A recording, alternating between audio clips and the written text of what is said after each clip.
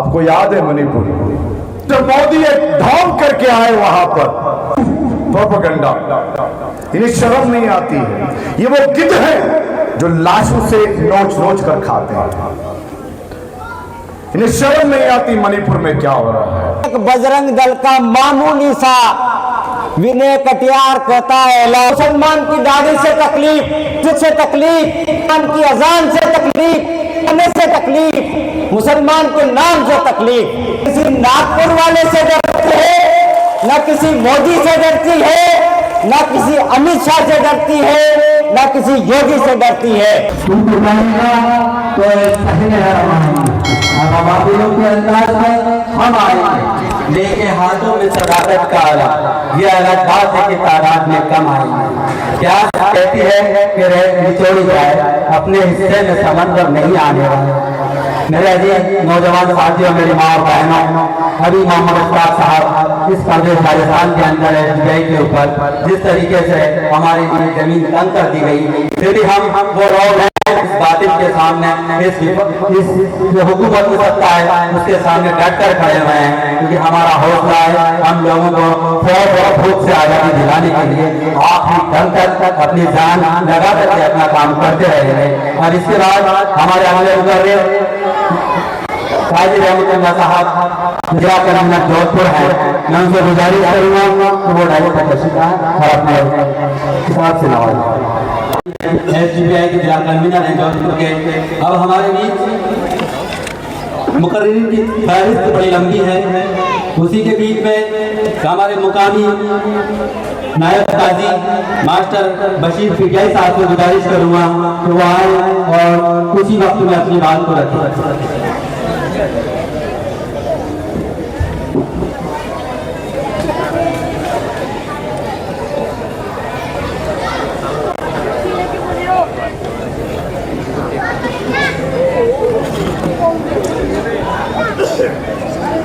अल्हम्दुलिल्लाह रब्बिल आलमीन, नहमदुहु व नसल्ली अला रसूलिहिल करीम, अम्मा बाद। मोहतरम बुजुर्गों, दोस्तों, ये आज चौपाल सादात पर जो इजलास मुनक्किद किया जा रहा है, मैंने तो होश संभालने के बाद कोई सोशल, सामाजिक, राजनीतिक इजलास ये पहली बार देखा है कि इतना अजीमुश्शान इजलास, उतनी भारी तादाद में जम्मे गफीर यहाँ पर हमारे मेहमानों को सुनने आए हुए हैं। वैसे काजी रहमतुल्लाह साहब हमारे यहाँ पर 2-3 बार तशरीफ लाए सीरत के मौके पर, लेकिन जो आज तादाद हम देख रहे हैं, अल्हम्दुलिल्लाह यह एक तारीखी इजलास चौपाल सादात के नाम लिखा जाएगा। यहाँ पर बहुत सारी पार्टियाँ आई और उन्होंने अपने मंसूबे भी बताए, अपना मकसद भी समझाया और कुछ दिनों के लिए काम किया। उनको डिस्टर्ब कर दिया गया और वो बेचारे सिमट कर रह गए। कुछ तंजीमें फिर भी काम कर रही है, लेकिन ये एसडीपीआई जो तंजीम यहाँ पर हमारे आई और ये नए नए बच्चे और हमारे नौजवान जब इस काम में लगे तो हमने समझा यार अब ये क्या करेंगे, कैसे करेंगे, इनका क्या मकसद है। लेकिन जब धरातल पर मैदानों में इनको काम करते हुए देखा, चाहे वो अतिवृष्टि हो या अनावृष्टि हो, सूखा हो या ज़्यादा बरस गया हो, या शहर में कोई बीमारी फैल गई हो, देश में कोई बीमारी फैल गई हो, या कोई गरीब जिसकी बात कोई अफसर नहीं सुन रहा और वो बेचारा फाइल लिए इधर का उधर घूम रहा है, तो इस एसडीपीआई के हमारे यहाँ के कैडर रजाकार जो काम कर रहे हैं उनको साथ ले जाकर मैंने खुद आंखों से देखा और सुना कि उस गरीब की मदद की है। उस गरीब ने इन लोगों को दुआएं दी है। जब इन लोगों को इस तरह का काम करते देखा, और वो भी संविधान के दायरे में, कायदे से हटकर नहीं, हमारा देश का जो संविधान है ताज़-ए-रात हिंद, उसी के मुताबिक ये लोग काम कर रहे हैं, तो जी चाहा कि क्यों नहीं यार इनके साथ मिलकर काम किया जाए। जब इन्होंने कभी मधु किया तो हम वहाँ पर गए। इस तारीखी में जहाँ पर हर तरफ जुल्म ही जुल्म है, एसडीपीआई एक उम्मीद की किरण लेकर हमारे सामने आई है। हमें चाहिए कि दिल खोल कर इन नौजवानों की और इस पार्टी की हम मदद करें, जान से, माल से, वक्त से, हर तरह से इसकी मदद करें। उम्मीद है कि इंशाअल्लाह ये हमारी छोटी से लेकर बड़ी समस्या को, जैसा कि भी कहा गया कि इंशाअल्लाह संसद में तब भी आपकी बात पहुंचाई जाएगी। इसी तवक्को के साथ मैं दिल की गहराइयों से आपका सादात मालपुरा और शहर मालपुरा और तमाम मालपुरा के बाशिंदों की तरफ से दिल की गहराई से आपका शुक्रिया अदा करता हूं, और दरख्वास्त भी करता हूं कि बार बार आप तशरीफ लाएं। इंशाअल्लाह हम आपके मुंतज़िर रहेंगे। अल्हम्दुलिल्लाह।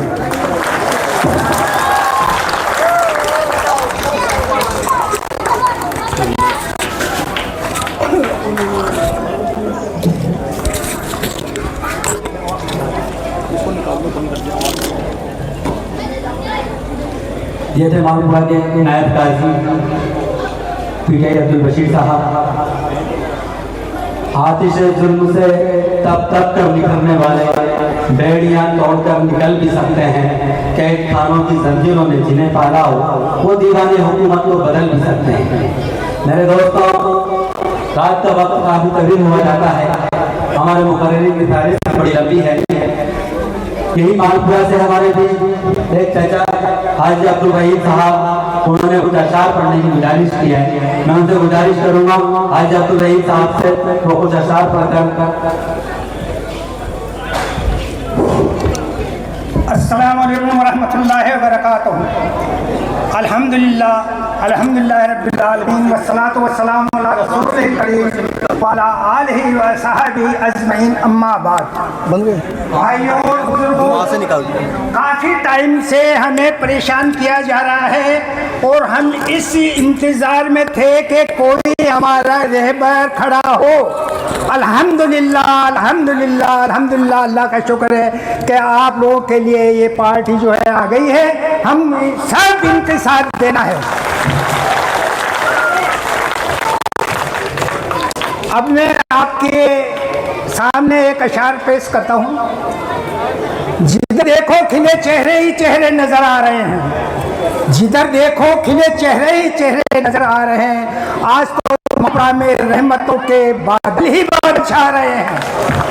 वो बादल नहीं, ये बादल बरस पड़ेंगे, ये बादल बरस पड़ेंगे, ये बादल। तब देखना मोहम्मद शफी साहब के ठाट, अरे चारों तरफ से आ जाएंगे एमएलए और एमएलए की इस पार्टी के बाद इंशाअल्लाह इतनी बाढ़ आएगी जैसे अभी बारिश की बाढ़ आ रही है, इसमें कोई फिक्र नहीं है। मैं आपका बहुत ही हमदर्दी के साथ इस्तकबाल करता हूं और उम्मीद करता हूं कि आप हमें अपना ही समझें। तो इसी मुतालिक मैंने कुछ अशार लिखे हैं।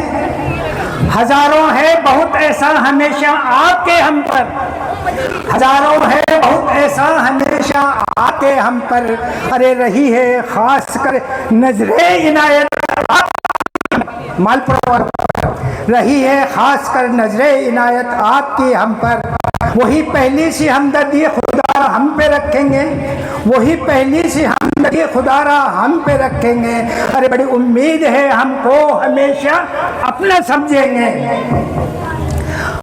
रहो तुम हजारों है बहुत ऐसा हमेशा आपके हम पर रही है, खास कर नजरे इनायत आपकी हम पर, वही पहली सी हमदर्दी खुदारा हम पे समझेंगे, बड़ी उम्मीद है हमको हमेशा अपना समझेंगे।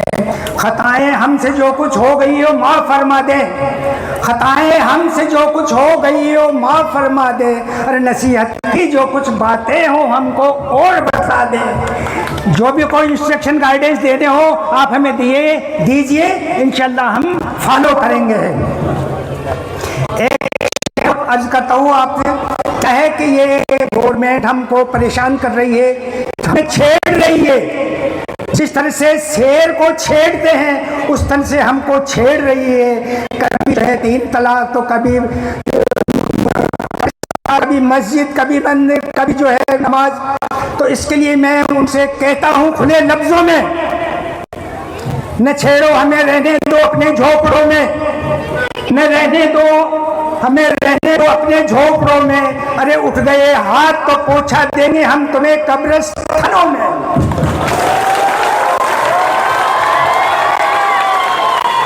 लेकिन ए मीडिया वालों, आप लोग जरा उल्टे सुल्टे लिख लेते हो, बराए करम उल्टे सुल्टे लिखो। मेरा मतलब क्या है, मेरा मकसद क्या है? एक मुसलमान अगर वो अच्छी तरह वुजू करके 2 रकात नमाज पढ़ के अल्लाह के सामने हाथ उठा लेता है तो इंशाअल्लाह उसके सारे गुनाह माफ़ करके वो जो चाहता है वो होता है। और हमारी क्या मकसद है कि हमारे ये पार्षद, हमारे ये एमएलए, हमारे ये एमपी विधानसभा और में पहुँचे। अब आखिर में मैं दुआ के तौर पे एक की अशार पढ़ता हूँ। रहो तुम बारगाहे गुलशन में, रहो तुम बारगाहे गुलशन में, खुदा पहुँचाए तुमको, रहो तुम बारगाहे गुलशन में, खुदा पहुँचाए तुमको विधानसभा और लोकसभा में। यही अब्दुल रहीम की दुआ है। अस्सलाम वालेकुम व रहमतुल्लाहि व बरकातहू।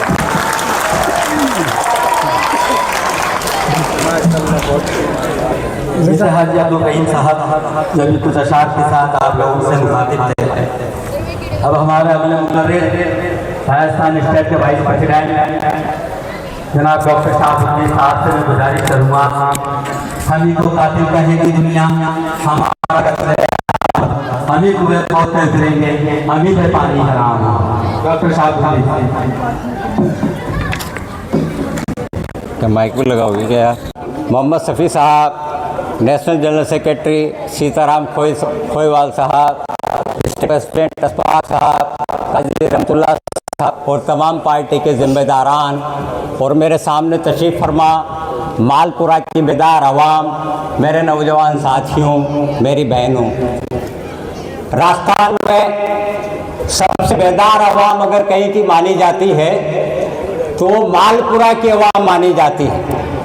मैं अपनी बात शुरू करने से पहले एक सवाल आपसे पूछता हूँ, क्या मौजूदा वक्त में ये देश से चल रहा है क्या?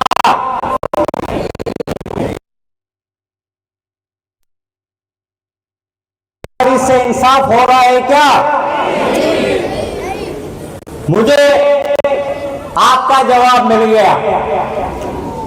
हमारा उन्वान तो हम भारत के लोग हैं, लेकिन 11 साल से जो लोग हुकूमत में हैं उन्होंने हमको भारत के लोग रहने नहीं दिया है।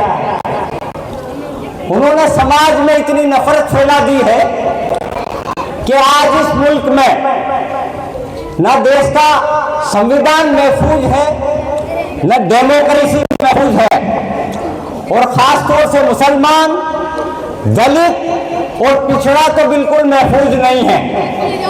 जो लोग हुकूमत में हैं उनको मुसलमान की दाढ़ी से तकलीफ, मुसलमान की मस्जिद से तकलीफ, मुसलमान की अजान से तकलीफ, मुसलमान के खाने से तकलीफ, मुसलमान के नाम से तकलीफ। तो जिनको तकलीफ है वो एक कान खोल के सुन लें कि ये मुल्क जितना तुम्हारा है उतना ही हमारा भी है।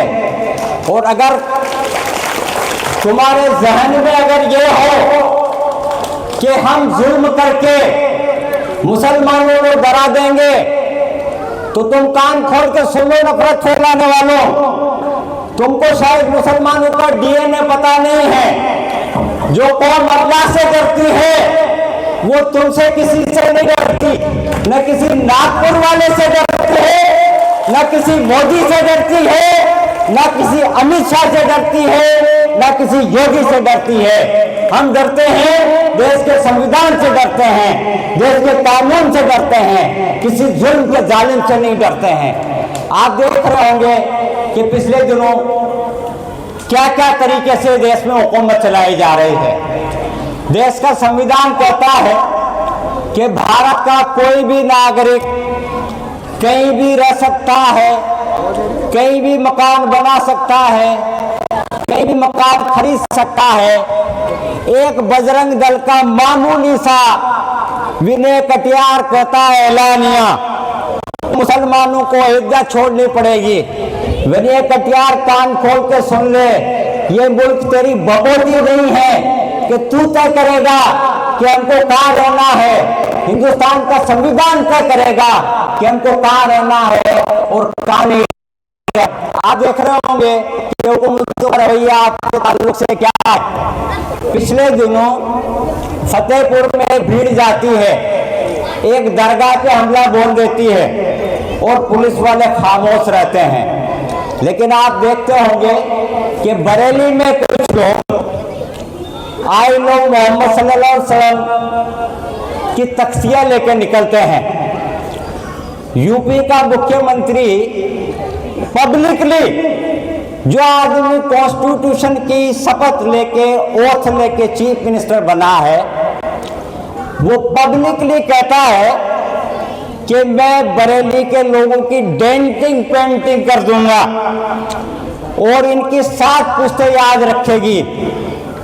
मोदी जी कान खोल के, योगी जी कान खोल के सुन लो, तुम्हारी इतनी औकात नहीं है कि तुम हिंदुस्तान के 25 करोड़ मुसलमानों की डेंटिंग और पेंटिंग कर दोगे।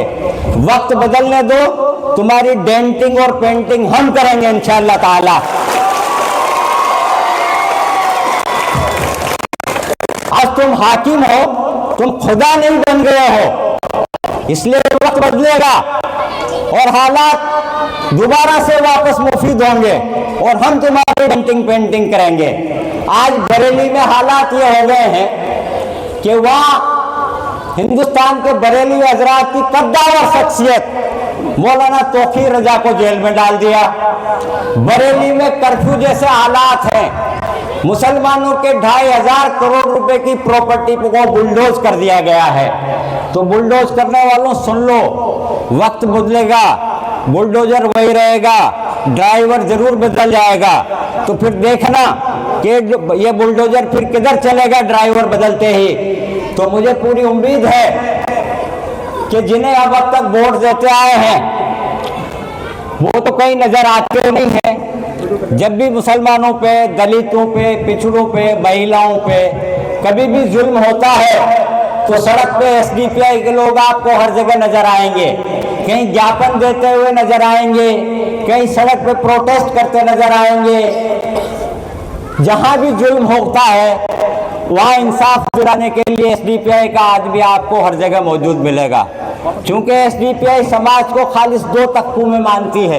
एक तबका वो है जिस पे जुल्म होता है या जिस पे जुल्म हो रहा है, और एक तबका वो है जो जुल्म करता है। एसडीपीआई हमेशा जिसके साथ जुल्म होता है उसको इंसाफ दिलाने के लिए उस तबके के खिलाफ खड़ी होती है जो जुल्म करता है। एसडीपीआई न किसी हिंदू में फर्क करती है, न किसी ब्राह्मण में फर्क करती है, न किसी राजपूत में फर्क करती है, न किसी खवातीन में फर्क करती है।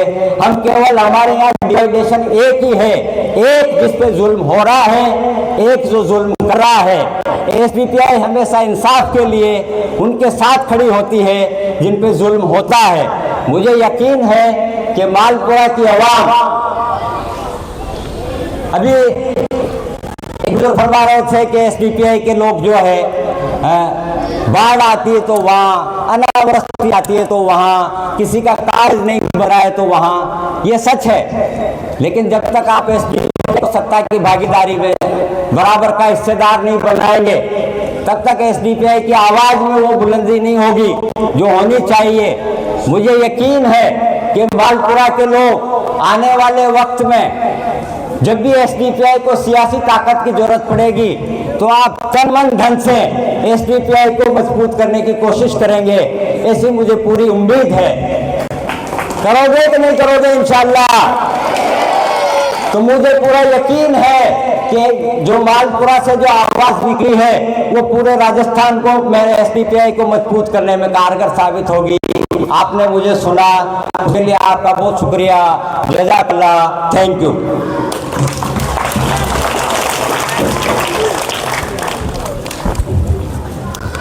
बातिल से डरने वाले हे आसमान नहीं हम सो बार कर चुका है तो जहाँ हमारा। ये थे vice president SDPI Rajasthan doctor Shahabuddin साहब। अब इनके बाद हमारे एक मुकामी मुकर्रर मास्टर साजिद शहरा साहब से मैं गुजारिश करूँगा कि वो आए। एसडीपीआई के जो नौजवान हैं, जिनको हम 3-4 साल से यहाँ पर काम करते हुए देख रहे हैं, इनकी जो कारगुजारी है, मेरे भाई वसीम साहब ने बता दी, इस बात को वापस फिर मैं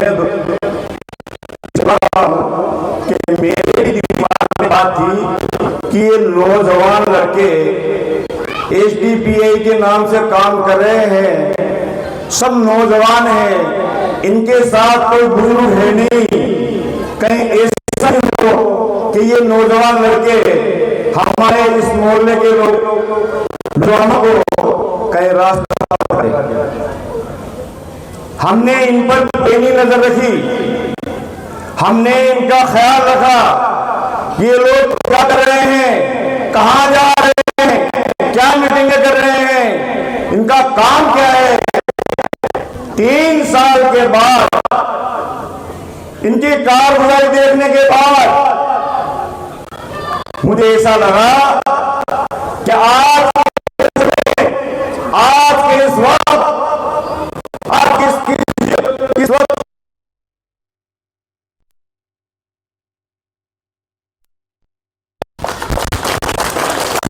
मैंने इस बात को महसूस किया, इनको देखा,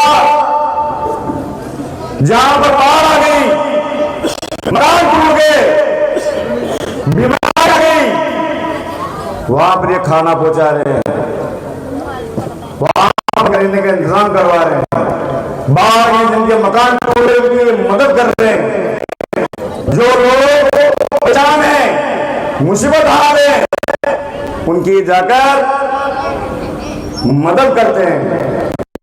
हमारी आंखें खुली कि हम जो बुजुर्ग अपने आप को कहते हैं हम मोहल्ले के बड़े लोगों में से बड़े लोग हैं, बड़े हैं, समझदार हैं, हम मोहल्ले की परवाह कर रहे हैं, और इन बच्चों पे हमने ध्यान नहीं दिया।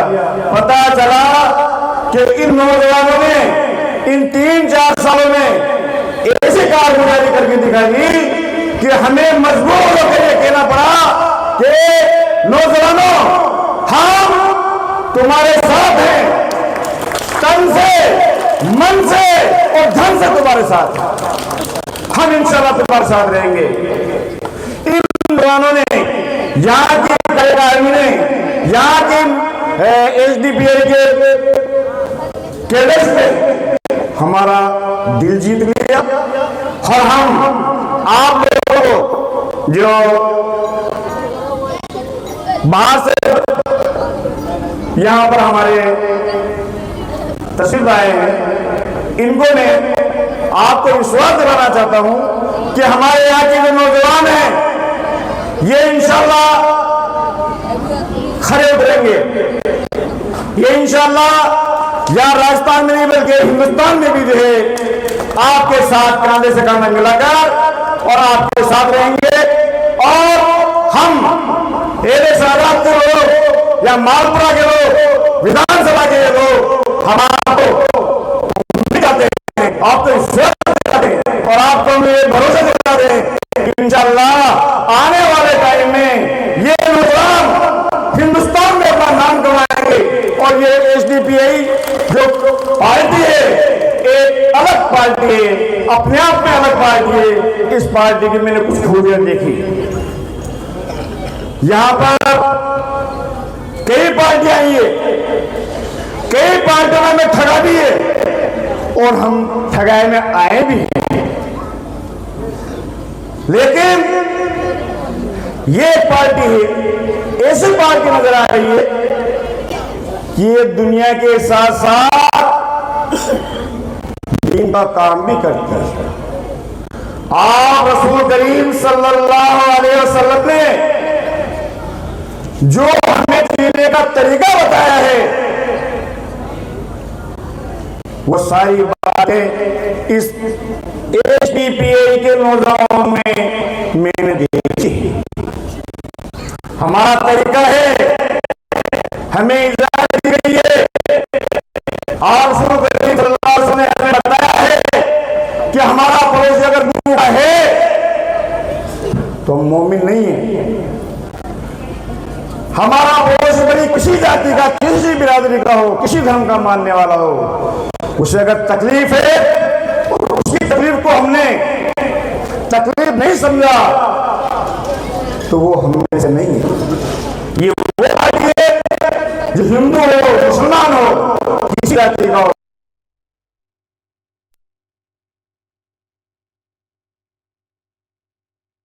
मैं आप सभी मुसलमानों से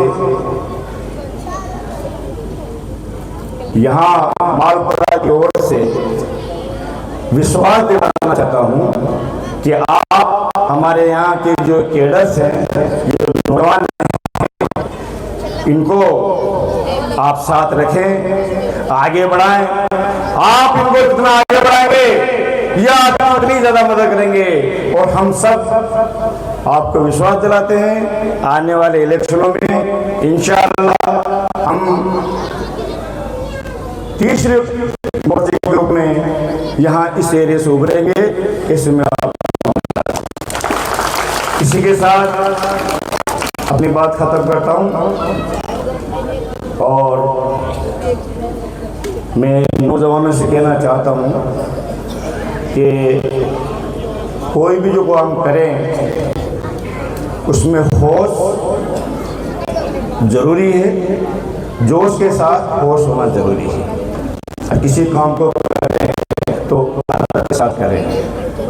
किसी शायर ने कहा कि अदब से ही इंसान इंसान है, अदब से ही इंसान इंसान है, अदब जो सीखे वो हैवान है।